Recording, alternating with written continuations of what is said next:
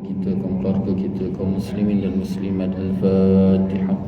A'udzu billahi minasy syaithanir rajim. Bismillahirrahmanirrahim. Alhamdulillahi rabbil alamin. Arrahmanir rahim. Maliki yaumiddin. Iyyaka na'budu wa iyyaka nasta'in. Ihdinas siratal mustaqim. صراط الذين أنعمت عليهم غير المغضوب عليهم ولا الضالين. آمين.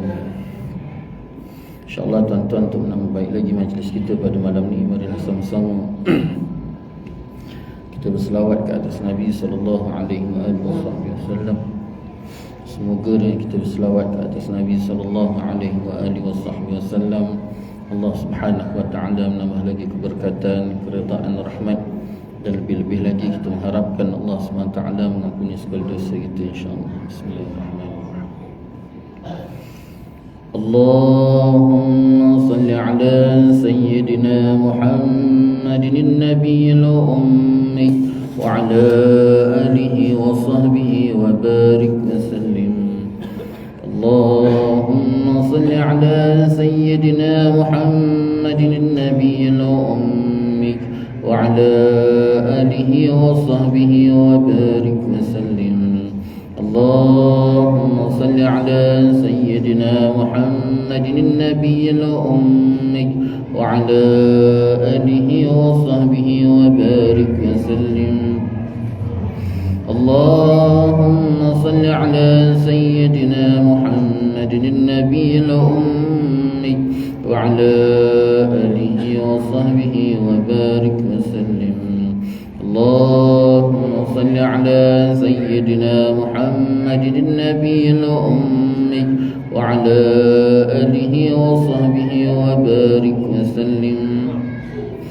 اللهم صل على سيدنا محمد النبي الأمي وعلى آله وصحبه وبارك وسلم.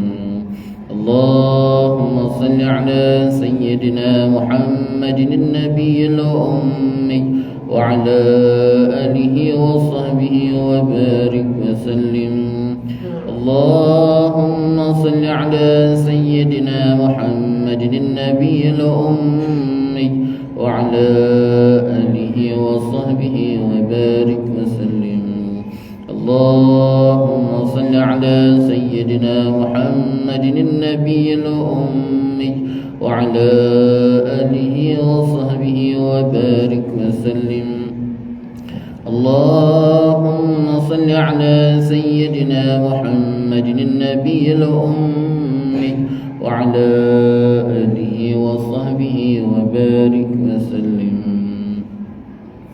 بسم الله الرحمن الرحيم. الحمد لله رب العالمين وبه نستعين على أمور الدنيا والدين، والصلاة والسلام على سيد المرسلين خاتم النبيين محمد صلى الله عليه وآله وصحبه وسلم وعلى آله وأصحابه وتابع لهم بإحسان إلى يوم الدين. سبحانك لا علم لنا إلا ما علمتنا إنك أنت العليم الحكيم. رب اشرح لي صدري ويسر لي أمري واحلل عقدة من لساني يفقهوا قولي. رب زدنا علما وارزقنا فهما. اللهم يسر ولا تعسر وبتمم بالخير. يا فتاح يا عليم افتح لنا فتوح العارفين. ولا حول ولا قوة إلا بالله العلي العظيم. ولا حول ولا قوة إلا بالله العلي العظيم. ولا حول ولا قوة إلا بالله العلي العظيم. أما بعد. قال الله تعالى في القرآن العظيم: أعوذ بالله من الشيطان الرجيم. بسم الله الرحمن الرحيم. ألم نشرح لك صدرك ووضعنا عنك وزرك الذي أنقض ظهرك ورفعنا لك ذكرك فإن مع العسر يسرا إن مع العسر يسرا وإذا فرغت فانصب وإلى ربك فارغب. صدق الله العظيم.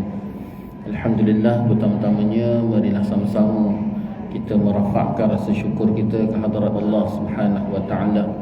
Dengan keizinan Allah Subhanahu wa ta'ala dapat sama-sama kita bertemu dan kita bersua lagi pada malam ini, dan sama-sama kita mengharapkan Semoga pertemuan kita pada malam ini Allah SWT penuhkan dengan keberkatan, keredaan, rahmat, dan lebih-lebih lagi kita mengharapkan Allah SWT mengampuni segala dosa kita insya-Allah.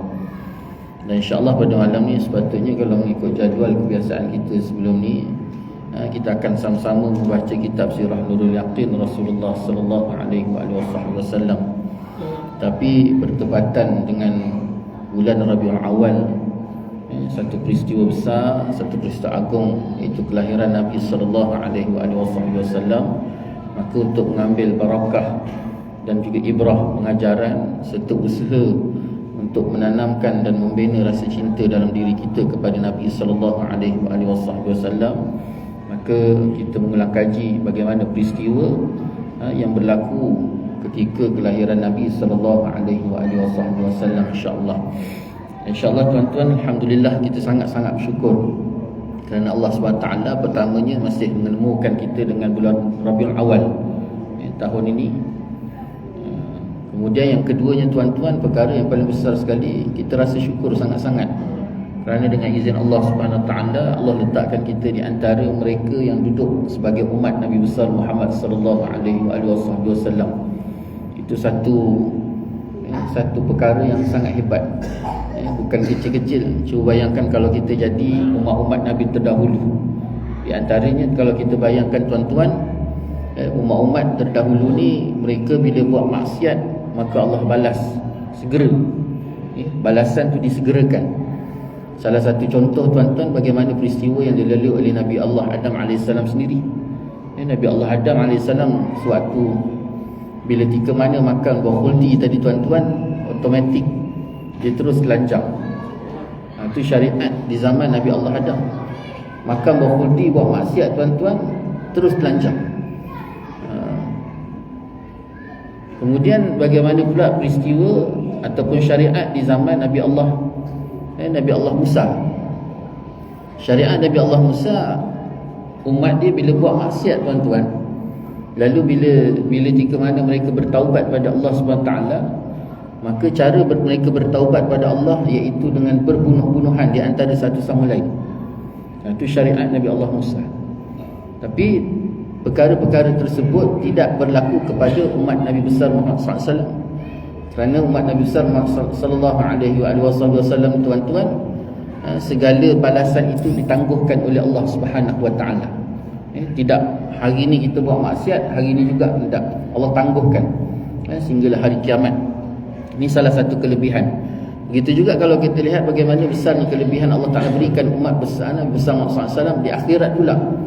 Besok tuan-tuan, umat yang pertama dia akan dibangkitkan dan akan dihimpunkan di akhirat esok adalah umat Nabi besar Muhammad SAW. Yang mana kalau kita lihat suasana dan keadaan di akhirat besok tuan-tuan dalam keadaan termanggu-manggu. Kita tu termanggu-manggu, dalam keadaan termanggu, melihat ke kanan, melihat ke kiri. Jadi dalam keadaan termanggu-manggu tadi itulah tuan-tuan, ketika itu Nabi SAW memanggil umatnya. Sehingga para sahabat bertanya, wahai Rasulullah, bagaimana kau kenal umat kau yang begitu ramai? Kita ni besok tuan-tuan dibangkitkan daripada mula kejadian Nabi Allah Adam AS sampailah akhir mereka yang akan melalui kiamat besok. Bukannya juta, bilion. Hari ini saja tuan-tuan bilion manusia hari ini. Habis kalau daripada zaman Nabi Allah Adam sampai ke hari kiamat besok, bagaimana ramainya? Jadi seramai itu tuan-tuan, para sahabat bertanya, Rasulullah, macam mana kau kenal umat kau seramai itu? Jadi Rasulullah SAW kata, aku kenal umatku melalui cahaya yang lahir daripada air muka mereka, daripada wajah mereka. Sahabat bertanya lagi, ya Rasulullah, bagaimana pula cahaya itu boleh lahir daripada wajah mereka? Lalu Nabi SAW menyebutkan bahawa cahaya yang lahir daripada wajah mereka itu datang dengan dua perkara. Yang pertama dengan air wudu, dan yang keduanya mereka yang banyak berselawat ke atas Nabi sallallahu alaihi wasallam. Ini tuan-tuan, kelebihan yang Allah Taala berikan dan terlalu banyak sehingga kan dibukukan. Keagungan dan kehebatan yang Allah Taala berikan, kelebihan kepada umat Nabi besar Muhammad SAW, bahkan sampai tahap tuan-tuan, kepribadian zat, tubuh, sifat, itu bukan manusia mulia tetapi makhluk yang sangat agung. Allah berikan kepada Nabi besar Muhammad SAW. Jadi sambutan Maulid Nabi ni tuan-tuan bukan hanya sekadar melihat kemuliaan Nabi, tidak, tetapi satu makhluk yang sangat agung di sisi Allah Subhanahu wa taala, sangat besar. Sangat agung, sangat mulia ya Allah berikan kepada Nabi besar Muhammad sallallahu alaihi wasallam. Kalau kita lihat contoh tuan-tuan bagaimana satu peristiwa yang berlaku kepada Nabi Allah Adam alaihissalam. Ketika Nabi Allah Adam alaihissalam makan buah khuldi tuan-tuan, Allah Taala perintah supaya keluar. Jadi ketika itu Allah Taala bertanya, wahai Adam, kan aku dah larang kau daripada mendekati pohon khuldi, bukan dekat, makan lagi, Allah Taala kata. Kemudian aku dah bagi tahu kau jangan kau terkena hasutan iblis. Innahu lakum aduwwum mubin, sesungguhnya iblis itu musuh yang sangat jelas. Jadi Nabi ni dia tidak berbalas apa-apa kecuali Allah telah mengilhamkan kepada Nabi Allah Adam AS dengan jawapan Rabbana zalamna anfusana wa illam taghfir lana wa tarhamna lanakunanna minal khasirin. Wahai Tuhan kami telah menzalimi diri kami ya Allah, ampuni kami ya Allah. Kalau kau tak ampun kami ya Allah, dan kau tak kasih kami, lanakunanna minal khasirin, sungguh kami berada dalam golongan orang-orang yang rugi. Dan dalam tafsir meriwayatkan ketika Nabi Allah Adam AS menyebut kata-kata tersebut, mohon ampun, mohon taubat pada Allah Subhanahu taala, maka disertakan dengan bibarkati Muhammad sallallahu alaihi wasallam. Bibarkati Muhammad sallallahu alaihi wasallam. Sehingga kan Allah Subhanahu taala bertanya kepada Nabi Allah Adam AS, wahai Adam, macam mana kau boleh tahu tentang Muhammad? Bagaimana kau boleh tahu tentang Muhammad? Tuan-tuan, mak ayah yang dikasihi oleh Allah SWT, bila Allah SWT bertanya, bukan bermakna Allah Ta'ala tak tahu. Allah Ta'ala itu maha tahu. Tapi bila Allah Ta'ala bertanya, itu maksud Allah Ta'ala nak bagi tahu. Jadi Allah Ta'ala tanya pada Nabi Allah Adam. Nabi Allah Adam jawab, wahai Allah, ketika Allah SWT, ketika engkau wahai Allah memerintahkan Israel memasukkan roh ke dalam jasadku, maka dimasukkan daripada kepala. Waktu dimasukkan rohku daripada kepalaku, jasadku ini masuk sampai ke dada. Ketika itu mataku terbuka, ku pandang ke kanan, ku pandang ke kiri, pandang atas, ku pandang bawah. Lalu ketika liar mataku memandang setiap arah tadi, tiba-tiba ku terpandang namamu wahai Allah di dinding arasy. Aku terpandang namamu di dinding arasy. Dan ketika itu ku melihat, ku dapati bahawa di samping namamu wahai Allah itu ada nama Muhammad yang menggambarkan, dan aku yakin bahawa Muhammad itu satu-satu yang agung di sisimu wahai Allah. Cuba bayangkan tuan-tuan, ni arasy ni. Ini bukan dinding syurga, ni arasy. Arasy ni tuan-tuan salah satu daripada makhluk Allah Subhanahu taala yang agung, yang sangat besar. Sehingga kan Allah Ta'ala nak gambarkan arasy Allah tu besar tak besar. Arasy inilah yang menggendong, yang menanggung sifat Rahman Allah Subhanahu wa ta'ala. Allah Ta'ala sebut Ar-Rahman wa 'alal 'arsy istawa. Arasy Ar-Rahman, kasih sayang Allah itu, sifat kasih sayang Allah itu ditanggung oleh arasy Allah Subhanahu wa ta'ala tersebut. Jadi arasy tu di antara makhluk agung. Di samping dinding arasy itu, pada dinding arasy itu ada nama Allah, dan di sampingnya itu ada nama Muhammad. Itu bagaimana tuan-tuan nak gambarkan betapa agungnya Nabi sallallahu alaihi wasallam, walaupun belum didapati jasadnya, tetapi namanya itu sudah diketahui oleh seluruh makhluk Allah Subhanahu wa taala. Begitu juga peristiwa yang berlaku kepada Nabi Allah Ibrahim alaihissalam. Satu hari Nabi Allah Ibrahim AS didatangi oleh Jibril, Israfil. Jadi ketiga malaikat ni dalam perjalanan nak ke Sodom. Tu apa di ke Sodom? Sodom ni satu bangsa umat Nabi Allah Lut AS yang duk buat kerja lelaki dengan lelaki, perempuan dengan perempuan. Jadi ketiga malaikat ni nak ke Sodom untuk hancurkan Sodom. Kaum Sodom tadi nak dihancurkan. Jadi Allah SWT perintahkan kepada tiga malaikat Jibril, Israel dan Israfil itu singgah menemui Nabi Allah Ibrahim AS. Jadi waktu dia datang tu singgah tadi, dia bagi tahu, "Hai Ibrahim, Allah perintahkan kepadaku untuk memenemuimu dan memberitahu kepadamu bahawa engkau, wahai Ibrahim, isteri engkau Sarah sedang hamil." Jadi ketika tu bila sebut saja isteri sedang hamil tadi, Nabi Allah Ibrahim terkejut. Jadi bila terkejut, dia kata, mana mungkin, dia kata, mana mungkin isteri aku boleh mengandung, boleh hamil, kerana usiaku yang sangat tua. Ketika tu tuan-tuan, mak ayah yang dikasihi oleh Allah SWT, usia Nabi Allah Ibrahim AS tu ketika tu 100 tahun, hampir 100 tahun. Dan beza dengan Sarah, beza Sarah 10 tahun muda. Maknanya Sarah ketika tu hampir 90 tahun. Jadi Sarah yang ketika tu diriwayatkan duduk dekat belakang tabir memasang telinga, mendengar apa yang dibicarakan oleh Jibril bersama dengan Nabi Allah Ibrahim tu, dia melompat keluar, mak. Dia lompat keluar. Dia kata, apa mustahil, dia kata, mana mungkin, kerana usia aku 90 tahun dan aku dalam keadaan tak boleh mengandung, tak boleh hamil. Bukan disebabkan tua sahaja, bahkan apa orang panggil, orang perempuan tak boleh mengandung, mak? Mandul. Mandul. Jadi Jibril kata, aku hanya menyampaikan apa yang Allah Ta'ala telah perintahkan, dan ini adalah salah satu berita gembira daripada Allah kepada engkau, wahai Ibrahim. Dan besok anak engkau akan lahir, diberikan nama Ishak, dan anak Ishak itu diberi nama sebagai Yaqub. Dan daripada kalangan mereka itulah Allah akan bangkitkan para nabi dan para rasul, serta Allah berikan kitab kepada mereka. Jadi Jibril selesai beritahu kepada Nabi Allah Ibrahim tadi, dia pun berlalu pergi. Nabi Allah Ibrahim dengan rasa syukur atas nikmat yang Allah Ta'ala berikan kepada beliau, baginda Nabi. Lalu ketika itu dia bermunajat pada Allah SWT. Nabi Allah Ibrahim ni, mak, dia bermunajat. Dia munajat pada Allah, rasa syukur atas apa yang Allah Ta'ala bagi, sehingga sampaikan bersyukur tadi tu. Tapi dalam keadaan syukur tadi tu ada dalam hatinya tu sedikit rasa sedih.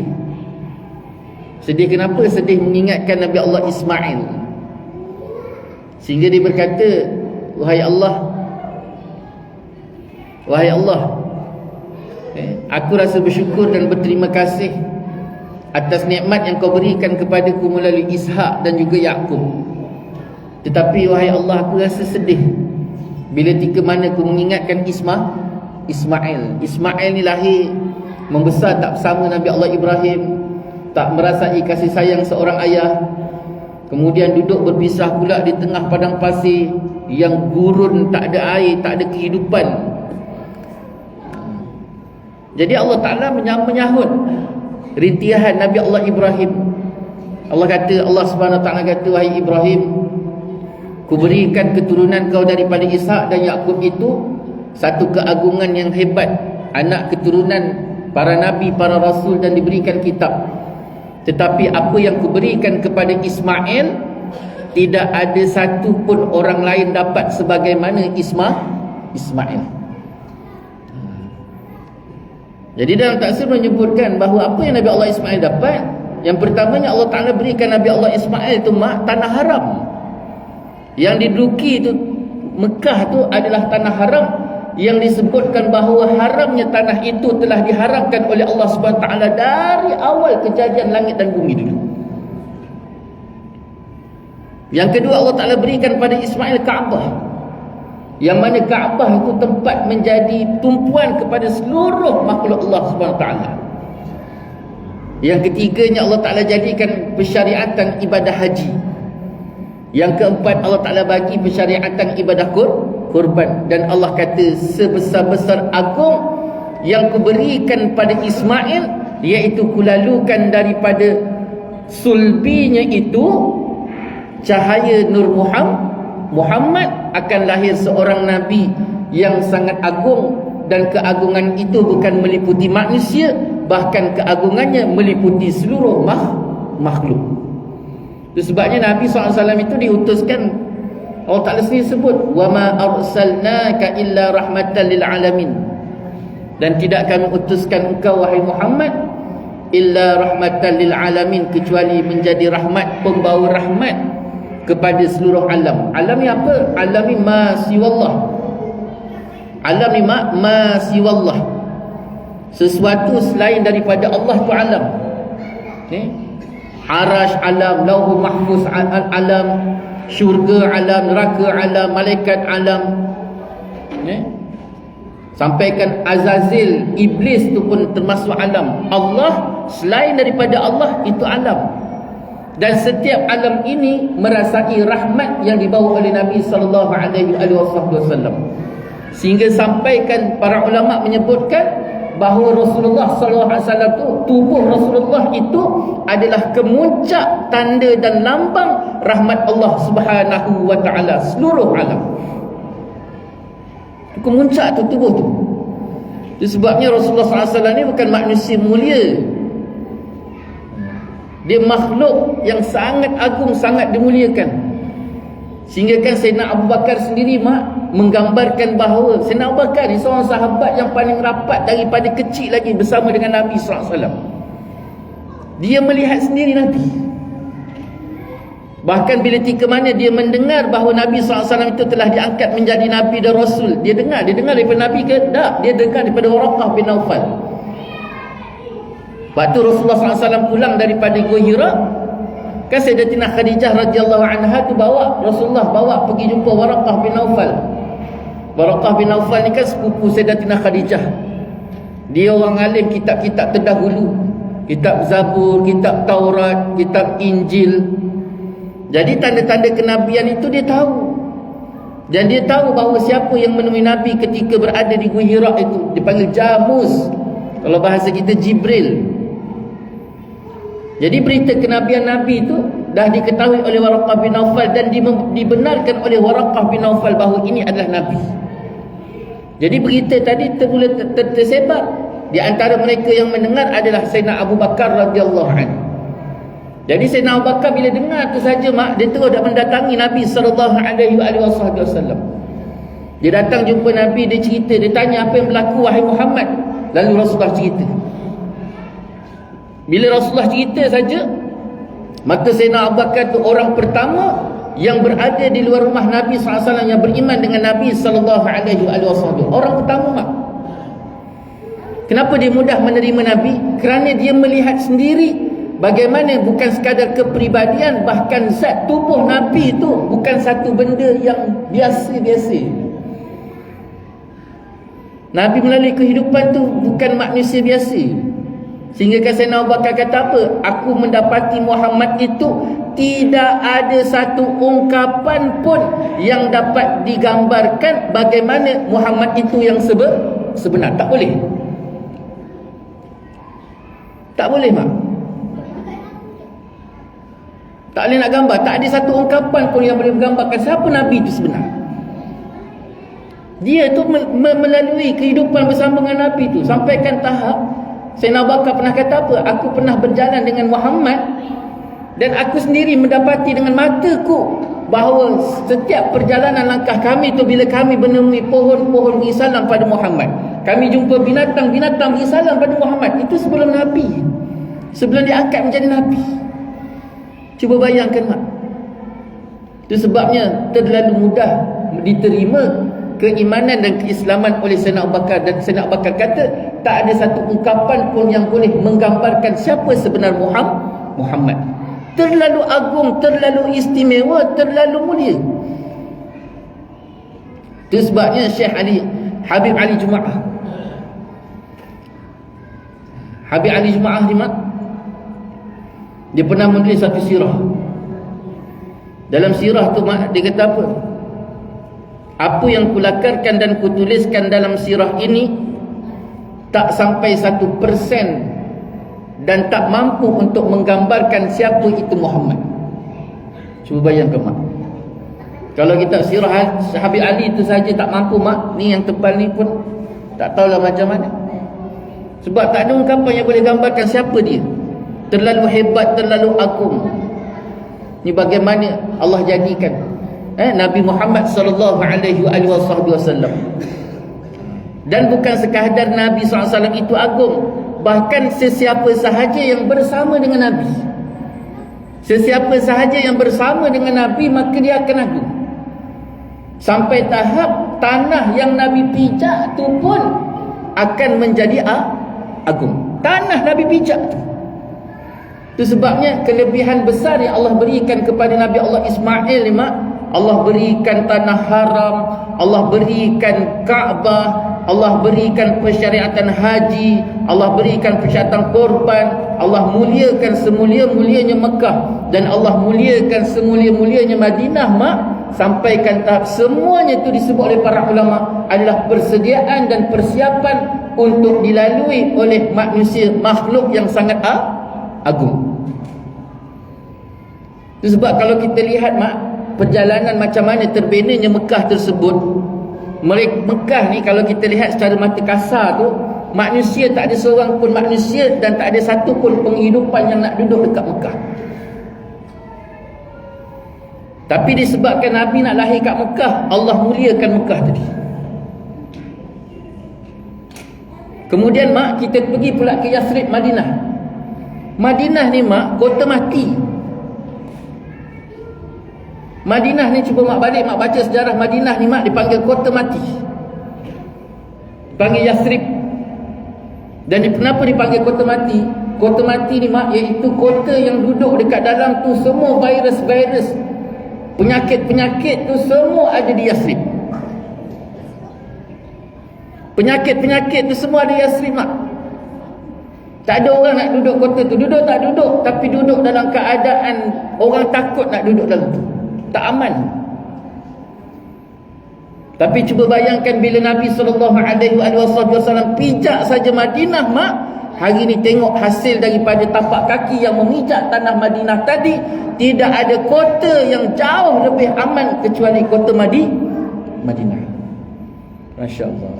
Sebabnya para ulama sirah melakarkan bahawa apa sekalipun sesuatu yang bersandar pada Nabi, kena je tubuh Nabi, maka ketika itu kota itu akan sesuatu itu akan agung, mulia.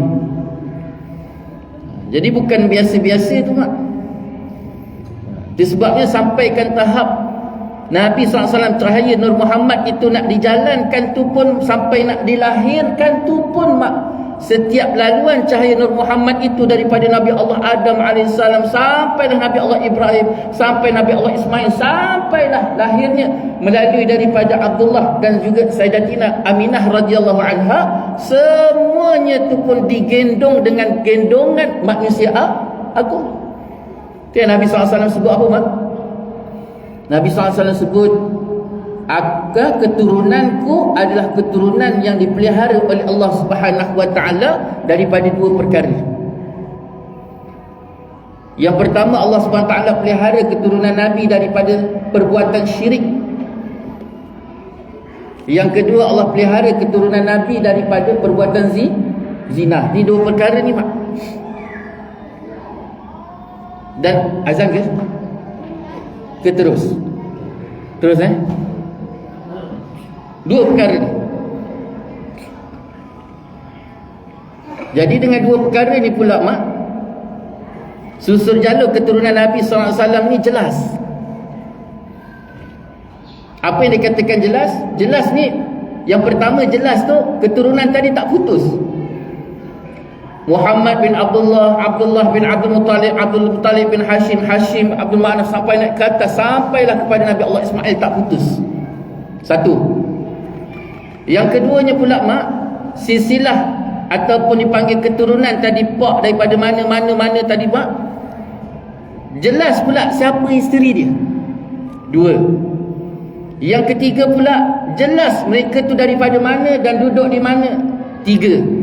Yang keempat pula, mak, jelas mereka tu bagaimana perwatakan dia, apa yang mereka buat, bagaimana kedudukan dia, bagaimana penghormatan dia, sangat detail setiap siapa yang menjadi keturunan Nabi SAW.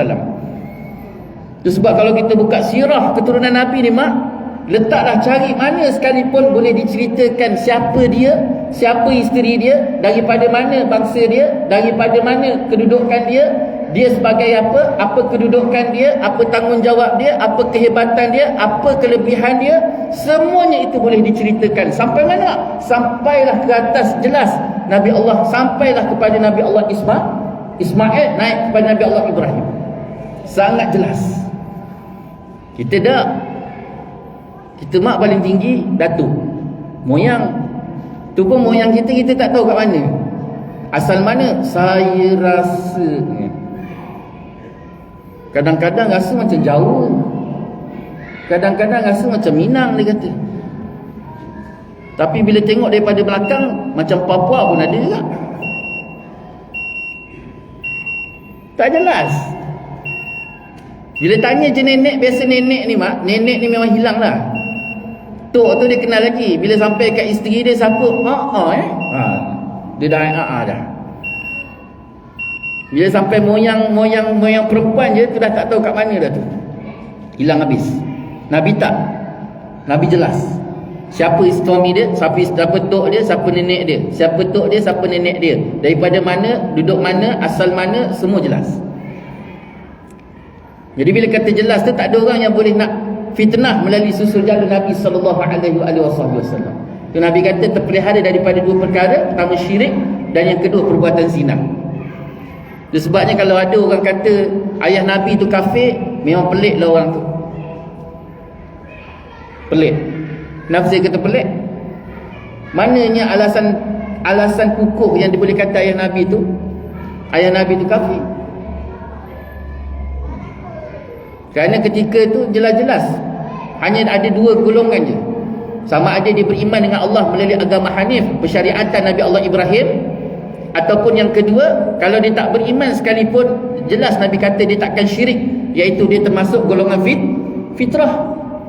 Golongan fitrah ni yang tidak ada mukallaf, tidak ada hukum atas dia. Sebab waktu tu tidak ada Nabi, terputus Nabi 300 tahun. Jadi macam mana nak dihukumkan dia kafir sedangkan dia bukan mukallaf? Terjadinya mukallaf, terjadinya kafir itu daripada mukallaf. Jadi pelik. Wallahu alam dumu kat mana orang tu yang boleh sampai terlancar cakap macam tu. Mana perasaan dia? Kita sayang seorang mak, betul tak? Mak sayang abah. Katalah sayang sangat. Ada mak nak kata keburukan kepribadian dia? Tak ada. Sebab ada sayang. Bila kata sayang tu mak, kentut busuk tu pun jadi wangi. Tapi kalau benci, bau minyak wangi tu pun busuk. Jadi kalau sampai terlancar boleh bercakap kepada Nabi macam tu sekali, mana cinta dia, mana kasih sayang dia? Sedangkan cinta pada Nabi ni satu kewajipan yang wajib ada pada diri kita. Itu sebabnya mak, penting sangat menanamkan dalam diri kita itu rasa cinta pada Nabi sallallahu alaihi wasallam.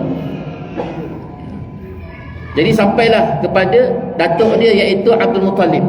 Cahaya Nur Muhammad tadi terus berjalan dengan keturunan yang jelas, sampailah kepada Abdul Muttalib. Daripada Abdul Muttalib tu mak, anak dia 10 orang. Dan salah seorang daripada 10 tadi anak dia iaitu Abdullah. Abdullah ni sangat istimewa. Bukan hanya sekadar pada fizikal, rupa wajah yang sangat sempurna, handsome, bahkan sangat disayangi oleh seluruh adik-beradik, seluruh penduduk Mekah. Sampai tahap mak, perempuan-perempuan yang berada di Mekah ketika itu pun sangat menggila-gila. Menggila-gila ke tergila-gila? Bang? Tergila-gila. Tergila-gila. Kalau ter ni kan bukan tak sengaja ke?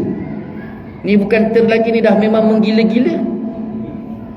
Menggila-gila ni mak.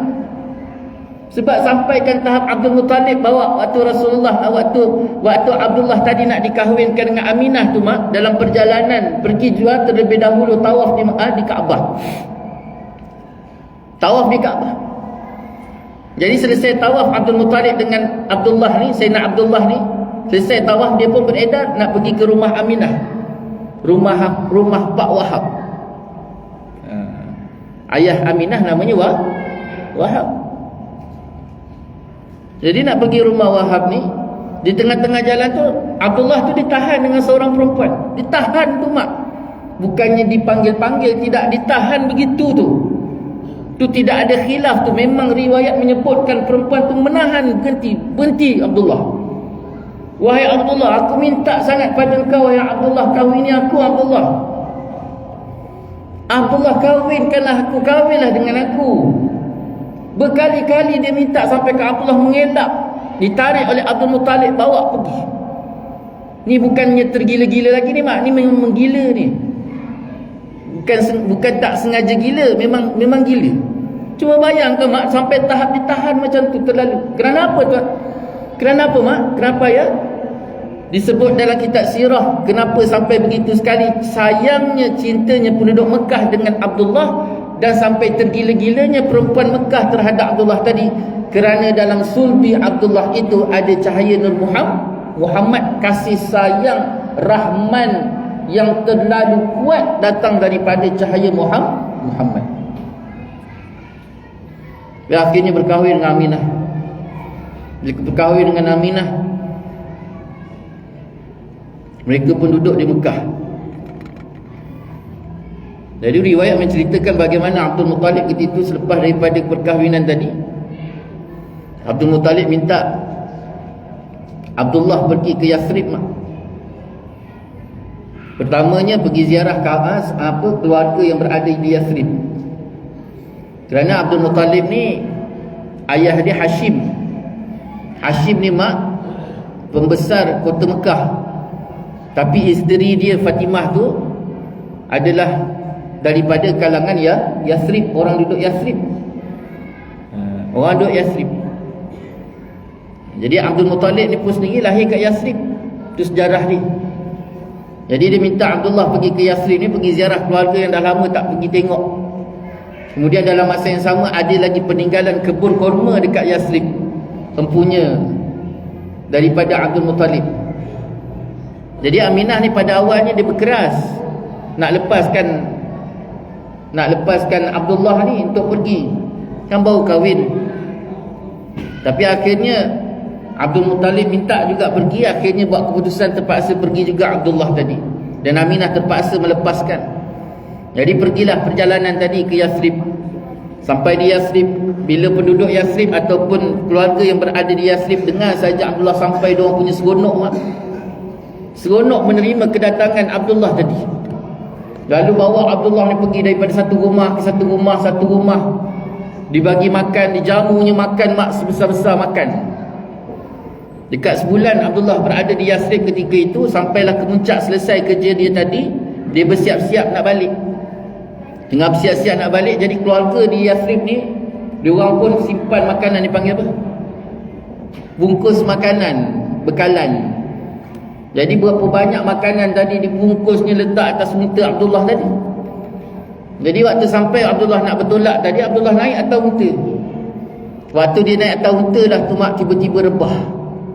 Bukan jatuh, rebah. Tiba-tiba dia rebah. Rebah tak sedarkan diri. Bila rebah tak sedarkan diri tadi, beberapa hari selepas daripada tu, Abdullah pun meninggal dunia. Dan ditanamkan dia di Yathrib.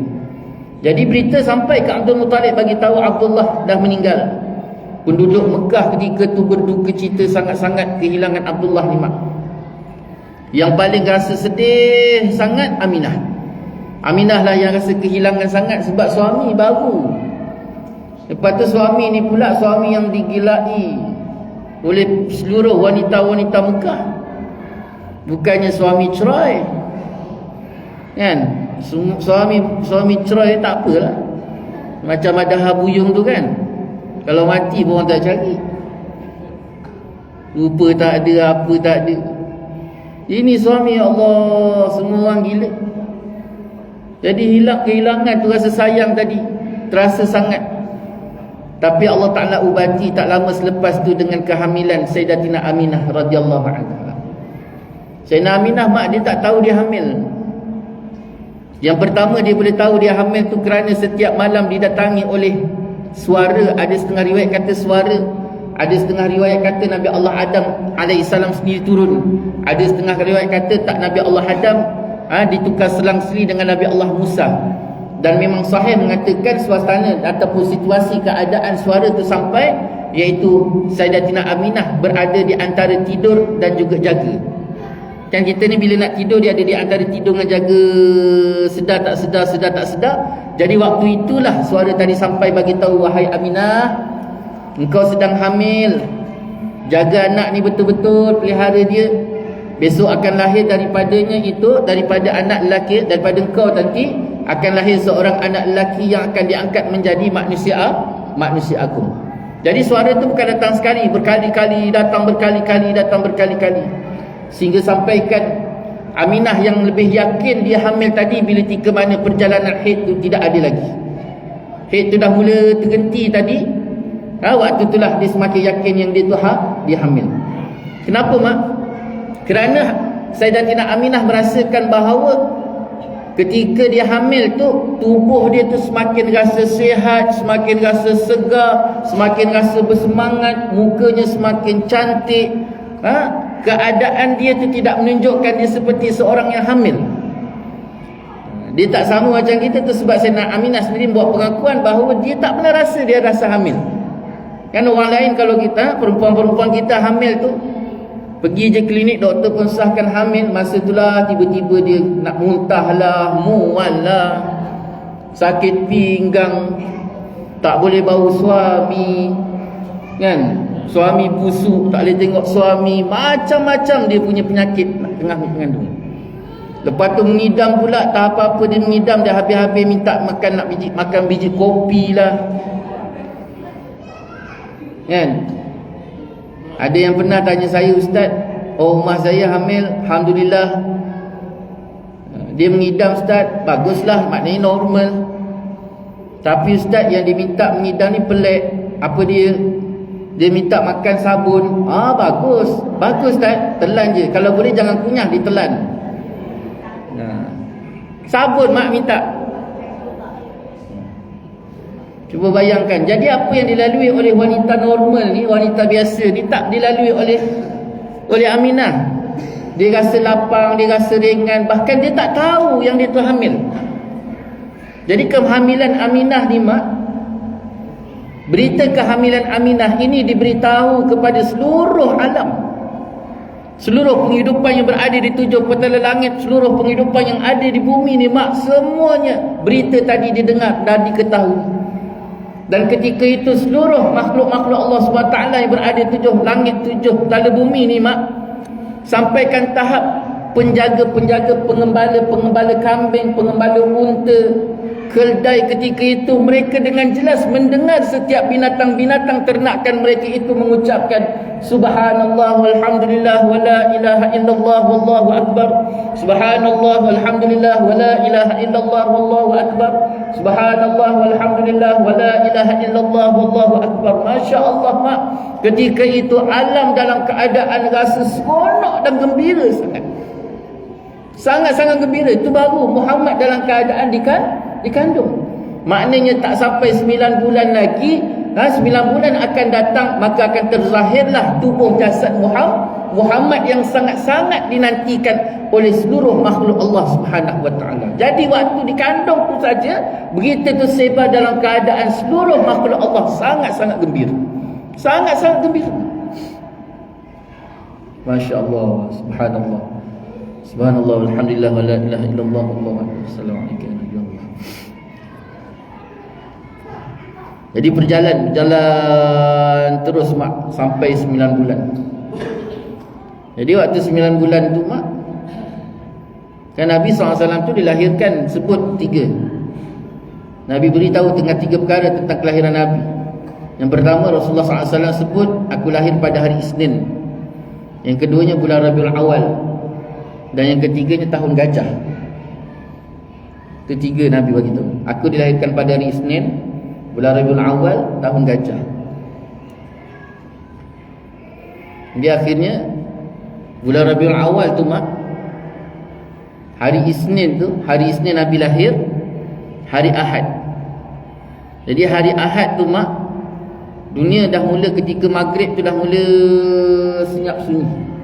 Dah mula sunyi, sangat sunyi. Angin ketika tu udara pun tak terlalu panas, tak terlalu sejuk.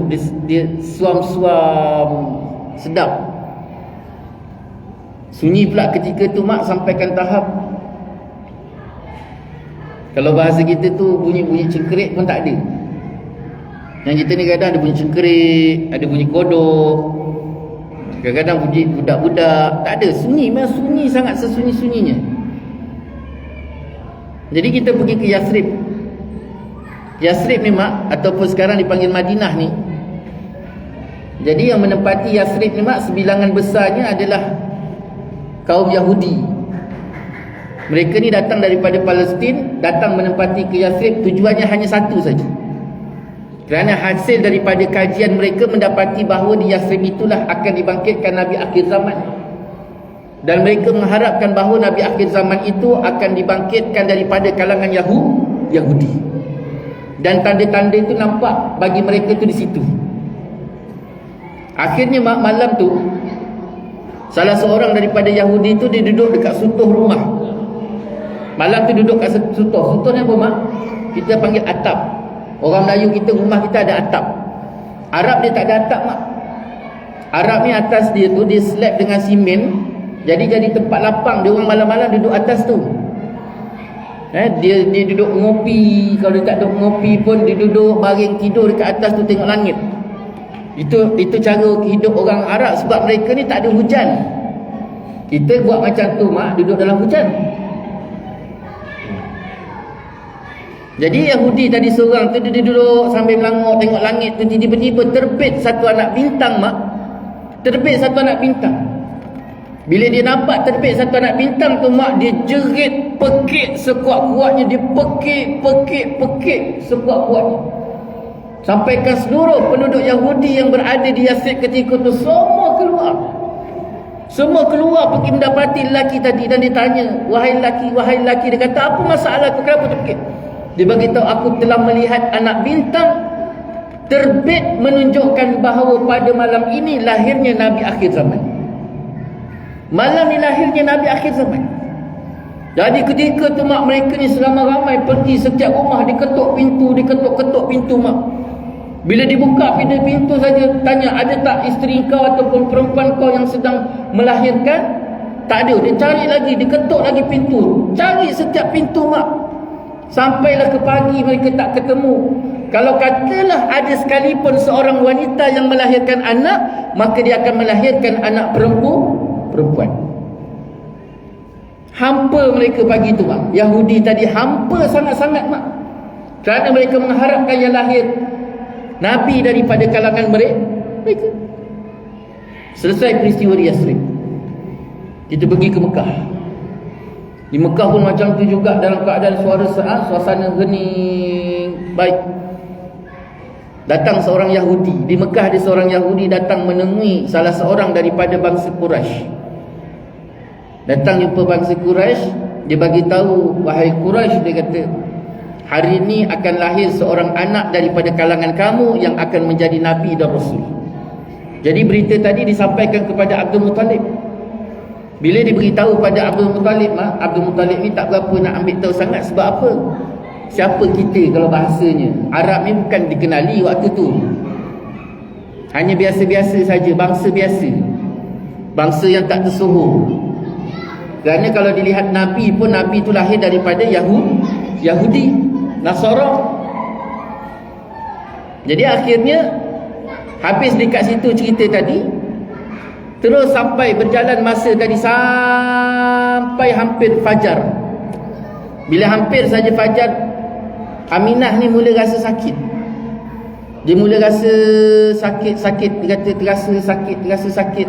Dikejutkan Ummu Aiman. Siapa Ummu Aiman mak? Ummu Aiman ni adalah khadam peninggalan daripada Saidina Abdullah, suami dia tadi. Bapa Nabi SAW tu dia ada seorang khadam namanya Ummu Aiman. Namanya ialah Barakah Al-Habsyi.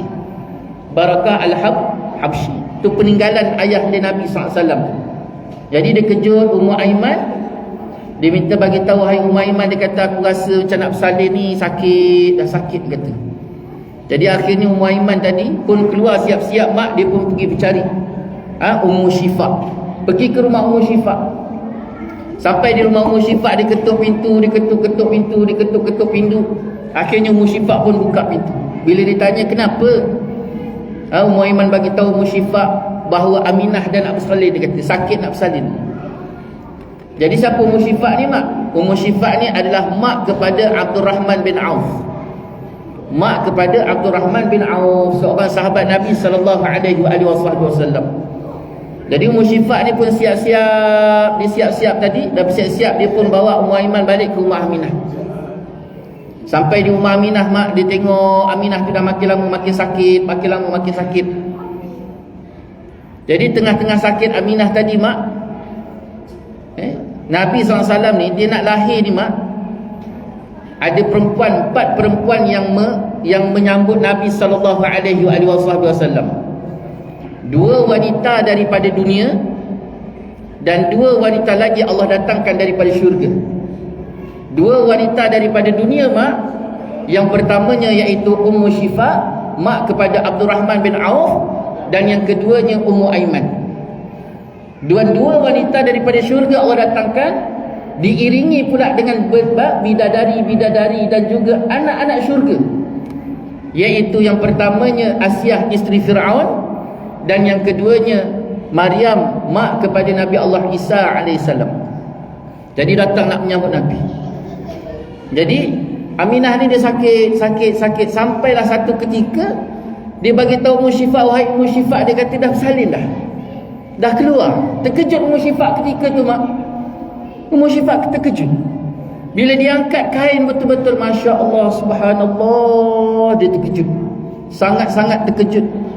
Dan peristiwa yang berlaku kelahiran Nabi SAW ini diriwayatkan semula dan diceritakan semula oleh Abdurrahman bin Auf.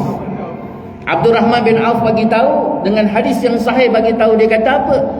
Telah diceritakan oleh makku Ummu Syifa bagaimana peristiwa yang telah berlaku ketika kelahiran Nabi SAW. Bila dia selak saja kain tadi mak, terkejutnya Ummu Syifa ni.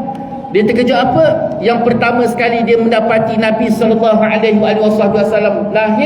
lahirnya tu mak dalam keadaan sedang sujud pada Allah Subhanahu wa taala. Lahirnya tu mak dalam keadaan sujud. Budak ni mak, bayi bila lahir dia kan duk cekang tangan dia, kaki dia.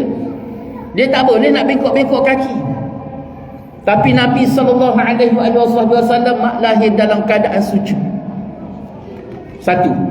Yang kedua, dia terkejut lagi mak kerana mendapati Nabi SAW lahir mak dalam keadaan bersih tubuh dia.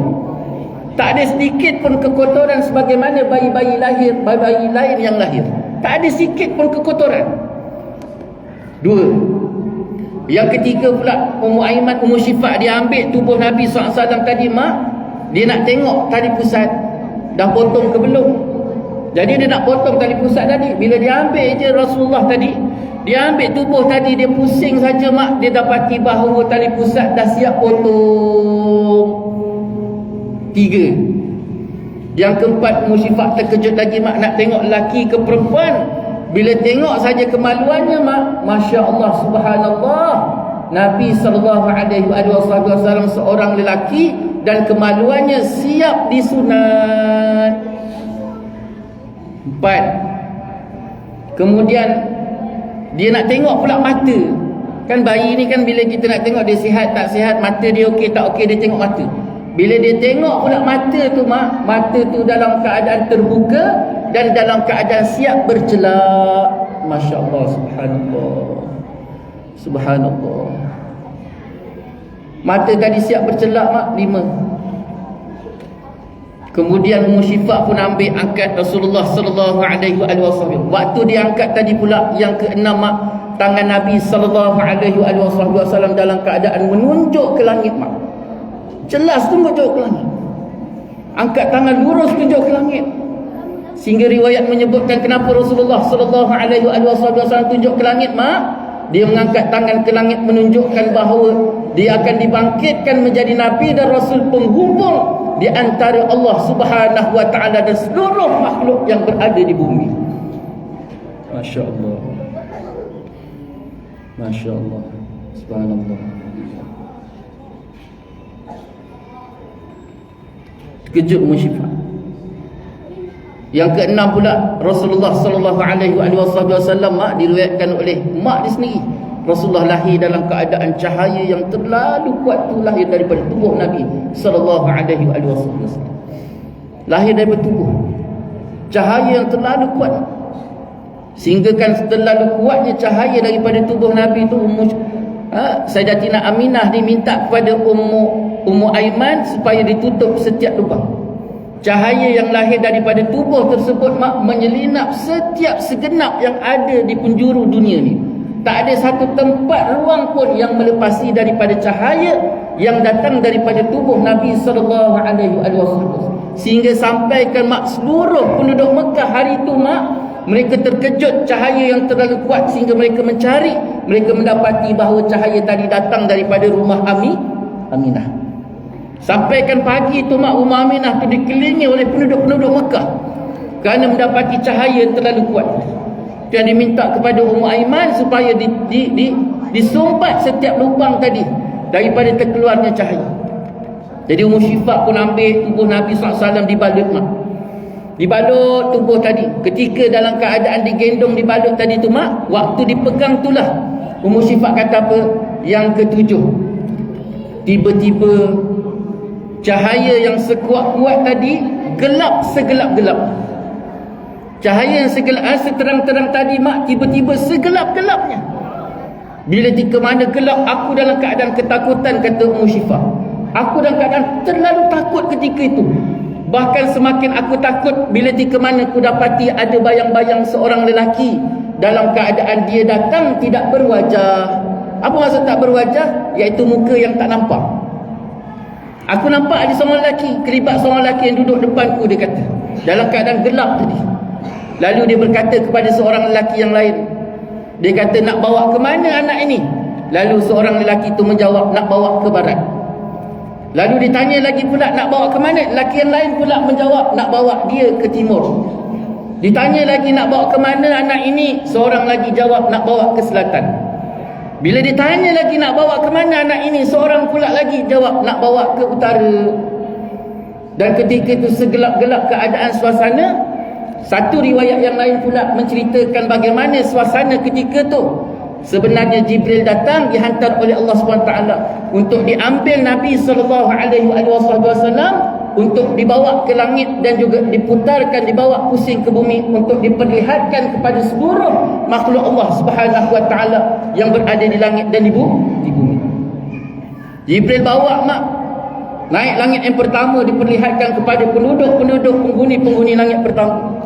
Tidak ada ungkapan lain ketika itu lahir daripada dua bibir setiap makhluk Allah SWT yang melihat jasad Nabi, kecuali mereka menyatakan subhanallah walhamdulillah wala ilaha illallah wallahu akbar.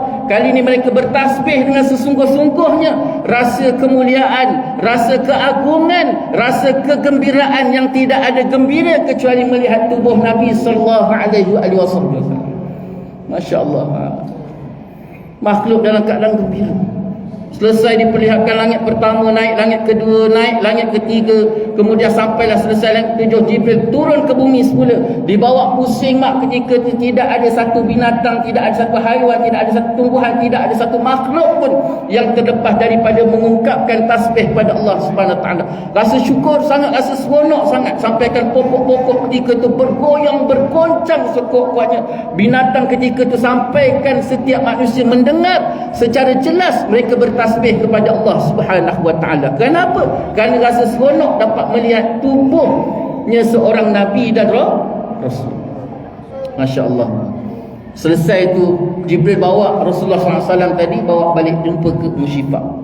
Balik-balik tiga tu Musyifah kata apa? Tiba-tiba cahaya menyala semula. Cahaya itu terbit semula seterang-terang sebagaimana tadi. Bila diterbit cahaya seterang-terang tadi, itu yang diperintahkan kepada Ummu Syifa, Ummu Aiman untuk pergi cari. Sebab adat orang Arab ni, anak bila lahir, orang pertama yang melihat mesti tak ada orang lain kecuali ayah dia. Jadi Nabi SAW tu lahir dalam keadaan yatim. Jadi tak ada orang lain yang boleh lihat Nabi kecuali tok dia, ganti sebagai ayah dia. Jadi Ummu Aiman keluar pergi cari Abdul Muttalib. Dicari Abdul Muttalib, Musyifaq pula siap-siapkan Nabi SAW letak dalam satu bekas, kemudian ditutup dengan satu tembikar.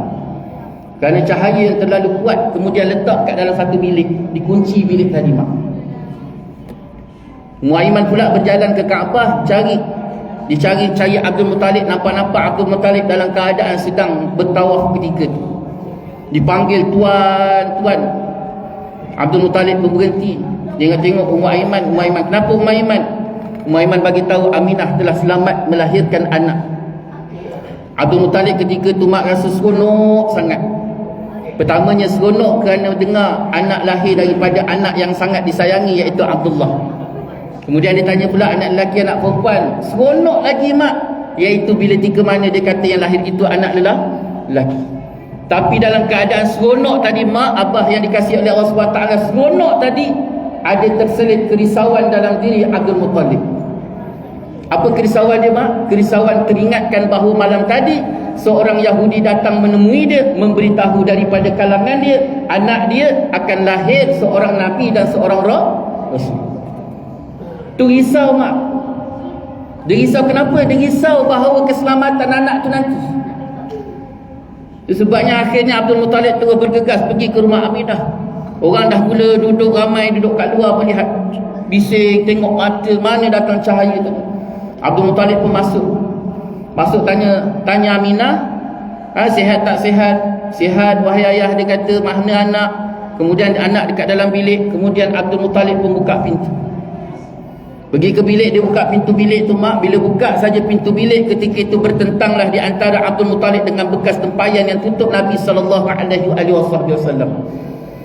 Jadi bila bertentangan saja ketika itu, dengan izin Allah SWT, bekas tempayan yang tutup Nabi itu mak, tiba-tiba pecah dua.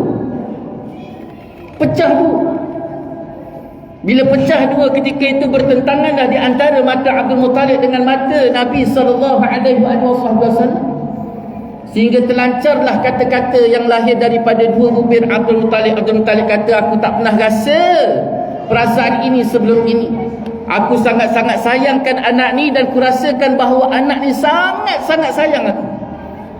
Ini satu kelebihan yang Allah Ta'ala berikan kepada Nabi SAW, dan dua manusia sahaja yang ada kelebihan ini di atas muka bumi. Yang pertamanya Nabi Muhammad SAW, dan yang keduanya iaitu Nabi Allah Musa alaihissalam. Ketika Asyah tengok Nabi Allah Musa, ungkapan yang sama dikeluarkan oleh Asyah tersebut. Aku rasa sayang sangat anak ni, dan aku rasakan anak ini sangat-sangat sayang aku. Jadi Abdul Muttalib pun dia duduk berlutut, terus dia ambil Rasulullah SAW, dia gendong, kemudian dia bangkit. Dia pergi jumpa Aminah, minta izin nak pergi ke Kaabah untuk selesaikan tawaf dan berdoa dalam Kaabah. Jadi terus pergi selesaikan tawaf, bawa Rasulullah masuk Kaabah dan dia berdoa dengan Allah SWT. Yang pertama dia doa, Abdul Muttalib minta, wahai Allah, tolong jadikan pemeliharaan dan keselamatan, berikan pemeliharaan dan keselamatan kepada anak. Jaga anak ni ya Allah. Yang kedua dia minta Allah jadikan manusia ataupun anak ni seagung-agung makhluk. Dan dia minta pada Allah SWT supaya jadikan anak ni semulia-mulia makhluk, seterpuji-terpuji makhluk, yang diletakkan akhirnya nama anak itu nama Muhammad. Jadi balik, selesai doa tadi, balik semula ke rumah mak, serah balik ke Aminah. Jadi Aminah pun mula menyusukan. Ibu susuan Nabi yang pertama adalah Aminah. Kemudian berita tentang kelahiran Rasulullah sebagai bayi pelik ni sampai pengetahuan bapa saudara dia, iaitu Abu Lahab. Abu Lahab ni kan pak saudara Nabi. Jadi Abu Lahab ni mak, bila dengar saja dia pun minta pada Suhaibah supaya Suhaibah pergi tengok. Dia kata, wahai Suhaibah. Suhaibah siapa mak? Khadam kepada Abu Lahab. Wahai Suhaibah, aku dengar bahawa bahawa Aminah telah selamat melahirkan anak. Jadi aku minta supaya kau pergi tengok, jengah dia tengok, pergi ziarah, apa yang boleh dibantu-bantu. Jadi pergi bila tengok mak, ketika tu sampai dekat rumah Aminah, tengok orang ramai. Suhaibah pun masuk, duduk dekat Aminah, apa khabar, sihat, bagaimana anak baik. Tu anak dekat dalam bakul, dia kata pergi tengok. Jadi Suhaibah ni cuba dekat, Aminah kata pergilah buka tengok, dia kata. Dia dekat, dia takut. Sebab tersebar, kalau bahasa kita viral, anak pelik. Jadi dia datang dekat. Aminah kata pergilah buka kain tu. Sampai dekat dah pegang kain tu pun dia tak berani nak buka. Tapi bila dia buka saja dia terkejut, Masya Allah.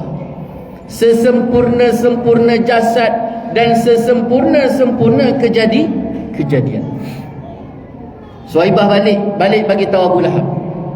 Balik bagi tahu Abu Lahab. Abu Lahab punya seronok lah mak. Dia punya seronok. Sampaikan keseronakan Abu Lahab itu membuatkan dia memerdekakan Suhaibah. Dia merdekakan Suhaibah, rasa seronoknya dapat anak saudara tadi. Jadi akhirnya mak, pernah diceritakan Sayyidina Abbas siapa? Bapa saudara Nabi SAW, adik-beradik dengan Abu Lahab tadi. Jadi waktu selepas meninggal dunia Abu Lahab tadi, Sayyidina Abbas ni mak, dia pernah mimpi jumpa dengan Abu Lahab. Dia tanya keadaan Abu Lahab. Wahai Abu Lahab, dia kata, macam mana keadaan kau sekarang? Jadi Abu Lahab kata, macam itulah dia kata, dalam keadaan diazab oleh Allah SWT dalam neraka. Cuma Abu Lahab kata, setiap hari Isnin Allah berikan pelepasan padaku daripada diazab.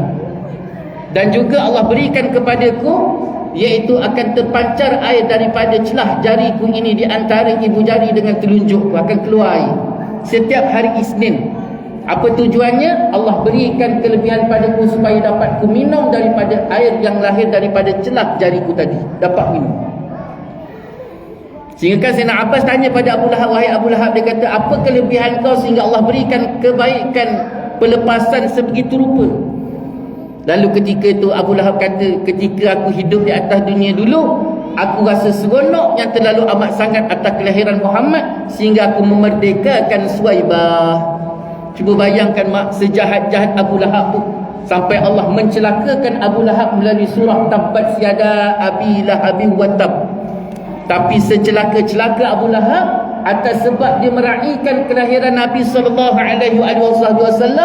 sehingga sampaikan Allah berikan pelepasan kepada dia, kelebihan yang tidak ada pada orang lain. Cuba bayangkan kalau kita mak menyambut kelahiran Nabi.